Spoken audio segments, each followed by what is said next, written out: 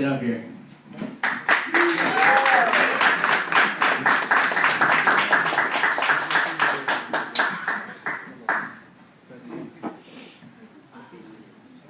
Hey, Connecticut, how's it going? Thanks for the round of applause. I really appreciate it. My self-esteem took a hit this summer, so it always feels good. I went to that Six Flags, that amusement park. You guys like that place? The one in Mass there. Yeah. New England, yeah. I like I like amusement parks, but I gotta give the big middle finger to Six Flags. Because if you're fat, it's like a hate crime park. They have signs all over the park that say, if you have unique body proportions, you may be at risk when riding our rides. Don't you wish they would just come out and say what they're really thinking? Like, hey, bitch tits! Look at yourself, you're a disgrace. Why don't you go die on the brand new Batman Gauntlet roller coaster ride? And oh yeah, fried dough is buy one, get one free at the concession stand right now. So I guess I'm a man with unique body proportions, so I started calling my girlfriend a proportion chaser. But the discrimination at Six Flags doesn't end there. Outside of every roller coaster, they have a stationary cart where fat people can test themselves to see if they fit on the ride. I like to call it pre-amusement if you're skinny. I mean, that shit's funny, right? See a fat guy try to put on a seatbelt. Hell, I even chuckled a little through my tears. So after this whole experience, I knew I had to get on a diet. As you can see from my sleek swimmer's body, complete and utter success. So, why is it with diets we can never start them on the day we want to? We always have to wait till Monday. Does everyone do that shit? I do it every Thursday. And over the weekend I eat so much that the metabolism takes a restraining order out on me. I can't come within 5 footlongs of it now. So in my quest to get healthy, I started taking these diet classes. And the first thing they have you do in these diet classes is keep a food journal. And what a food journal is for all you skinny people out there. You have to write down all the calories you take in for a day. So if you have like a hamburger, you got to break it down by the bun, the meat, the lettuce, the cheese, all that stuff. So I brought my food journal in with me, and I'm going to read you guys some entries out of it. Now, as you can imagine, this book is friggin' huge.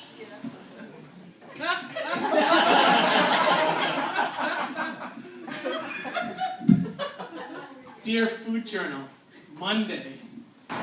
Today I met with my local nutritionist to evaluate my progress. She sat me down and she said, you know, Keith, the saying, you are what you eat, is really 100% true. And I said, funny, I don't remember eating a fat, bald loser.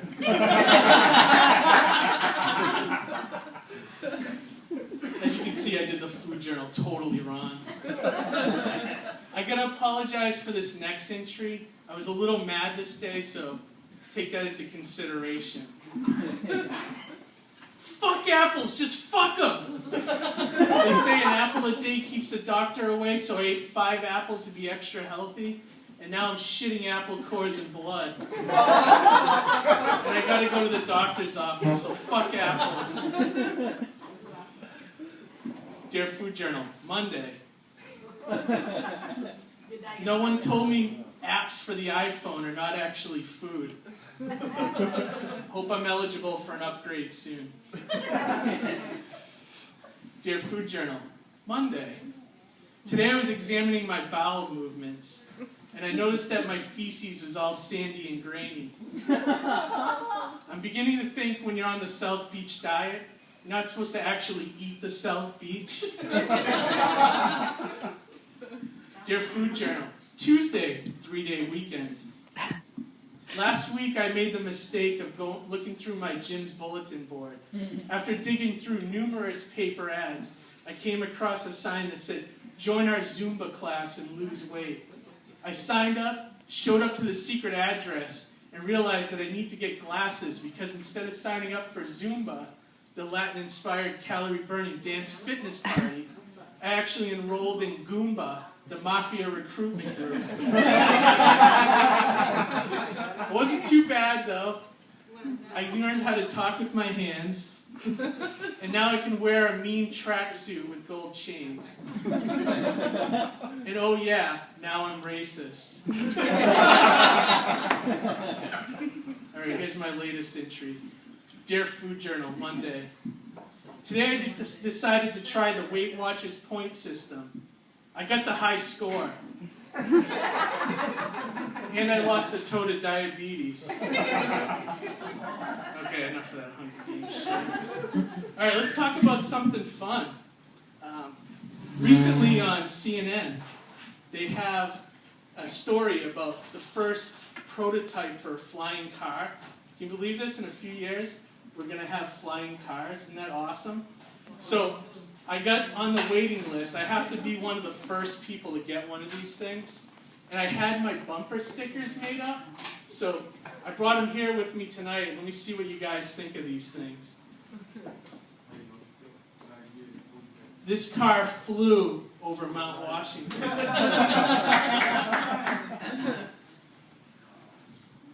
God is my co-pilot.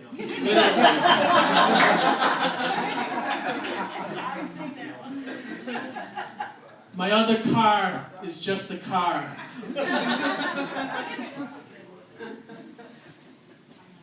Elitist. I really like the font on this. How's my driving? Who cares? I have a flying car. And finally, honk if you like vagina.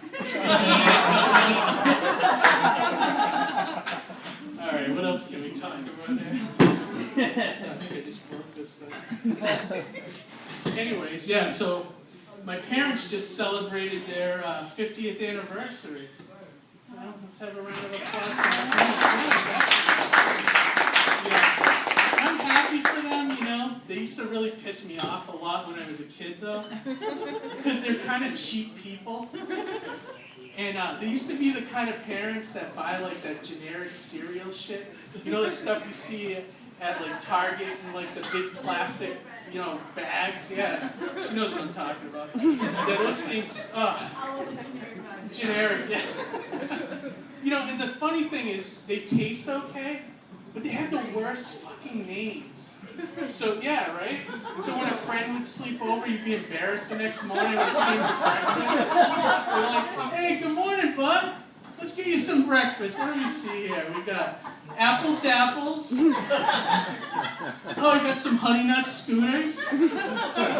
Oh, wait, in the back, I got crispy hexagons. I turn around and the kid's running down the street. But the absolute worst thing my parents were really cheap on was clothes. Like back to school sales were like my personal Vietnam. So bad. My mother used to buy me these pants called Big Yanks. You guys ever heard of this brand? I'm not surprised if you haven't.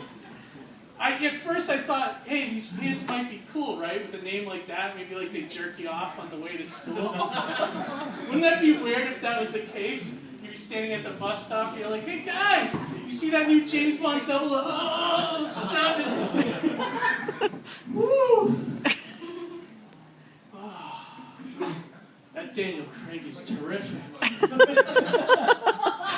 But I did some research on the internet, and the reason they call them Big Yanks is when you put them on, you give them a big yank.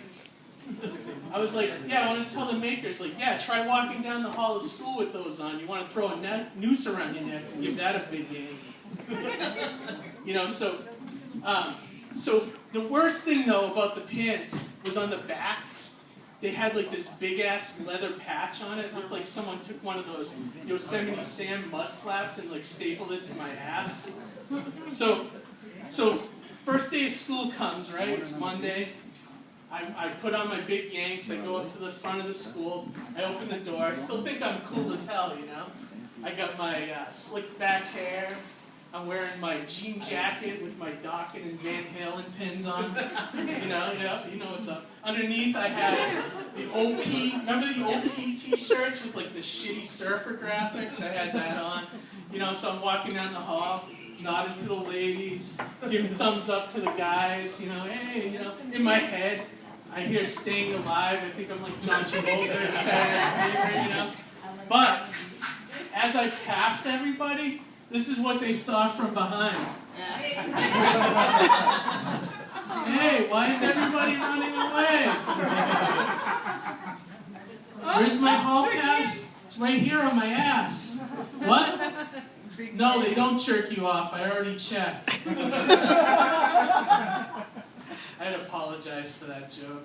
It's just a cheap ruse to get you guys to look at my ass. I don't even give a shit that it looks like a deflated tire. I'm going to tell you guys one more story before I get off stage here. It's a little gross, but it's informative. Like it might save you guys some time and money. The title of this story is, I shit my pants at Walmart. I mean, we're all arrogant when we're at Walmart, like you feel a little rumble in your tummy, and you're like, I got time. I can make it home, shit in my own bathroom, read my own Spider-Man comics. But that never happens. With me, I was over in the electronics section on the other side of the store, looking at the Twilight movies. In case you guys are wondering, I'm Team Jacob. I mean, you see the abs on that kid? I bet he doesn't shit his pants at Walmart. So, right then and there, I felt like this drop in my stomach. Like Luke Skywalker blew up the Death Star in my lower intestine. And the first thing that happened is my ass slammed shut like one of those time locks at the bank. But now I was stuck, like I had to move, So in my head I'm like, I gotta sprint to the bathroom. But it ended up looking like this. Like Baby Huey or some shit. So what ended up happening is the pressure came all over me, right? And I had to stop and get it under control. So I'm standing in the middle of this aisle. An aisle that I would never go down in my entire life. But now I'm stuck there, so I had to pretend to be into the shit so it didn't look weird that I'm just standing there. So I'm like, oh my god, yeah, look at this yarn. This is awesome. Tassels, embroidery, knots. That is awesome. Oh, Massengill? Oh, it's got vinegar in it now? I didn't know that. So finally I dug deep down and I got the pressure under control. I started moving again, doing my awesome walk that I do. So this time I got another bout. The pressure came all over me. But this time I was out in the main aisle near the registers where I couldn't pretend to look at anything. So I just had to stand there. And I started doing like the tiptoe thing. Like standing there like this, And as I'm going up, I'm cinching my butt tighter, I had a big goofy smile on my face, like I'm so fucking happy to be at Walmart. If you look at me from behind, it looks like this. It looks like a bulldog chewing on a leather jacket. So finally, I got the pressure under control again, and I started doing the walk, doing the shit prayers in my head, like, please God, don't let me shit at Walmart again, please. So I was so lost in my prayer that I stopped and I looked up and I was in the boys' underwear department. So here's the picture. I'm standing there. I got Avengers underwear, Toy Story underwear right next to me. I'm covered in head to toe with sweat. I'm making a face like someone simultaneously gave me an ice cream headache and made me watch a Tyler Perry movie. When out of the car, I see Walmart security come in, and the guy had one of those nightsticks, and he threw it at me like I was one of the pigs in the Angry Bird game. And it hit me square in the stomach, and plateau. End of story. Underwear soiled. So children, what can we learn from this story? 3 things.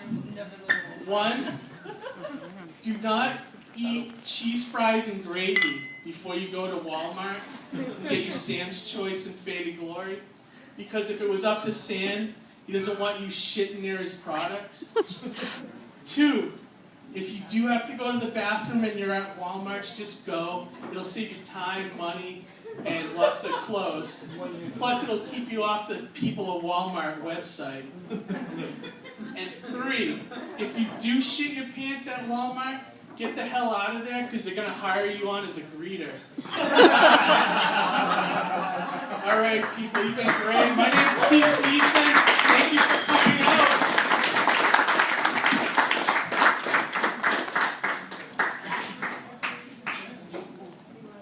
That was awesome. I'm buying some of those bumper stickers. All right, you guys.